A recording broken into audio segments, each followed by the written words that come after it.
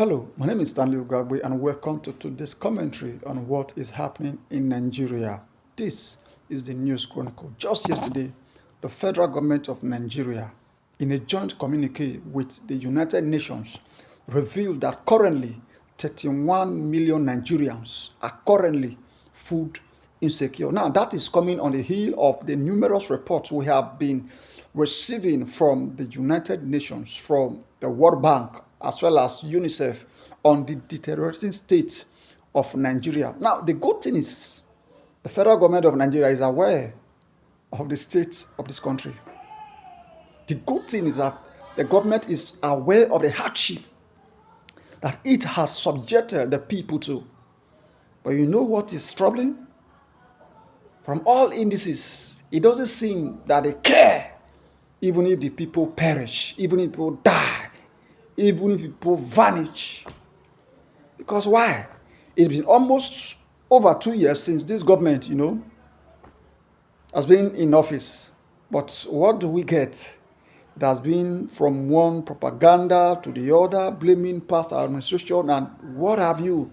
Just 2-3 days ago, the federal government still revealed that it's shared about 419 billion to some Nigerians that we don't know about.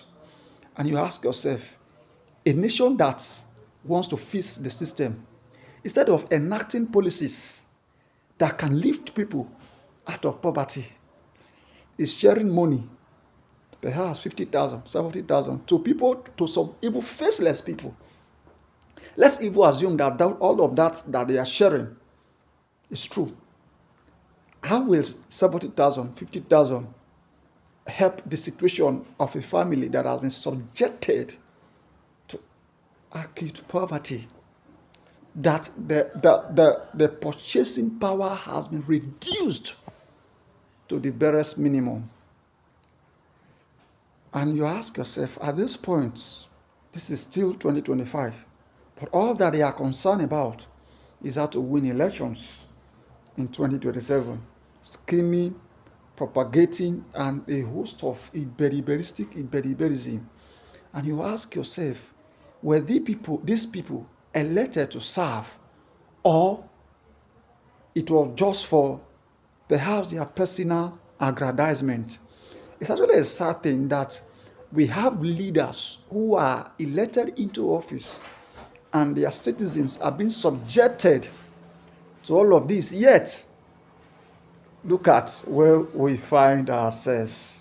Maybe you tell us what you think about all of this, because at this point, even myself, I don't know what to say anymore. I urge you to follow the News Chronicle on all platforms. And of course, I join you to read our news on our platform, the news/chronicle.com. Thank you. I'll talk to you same time next week. Bye.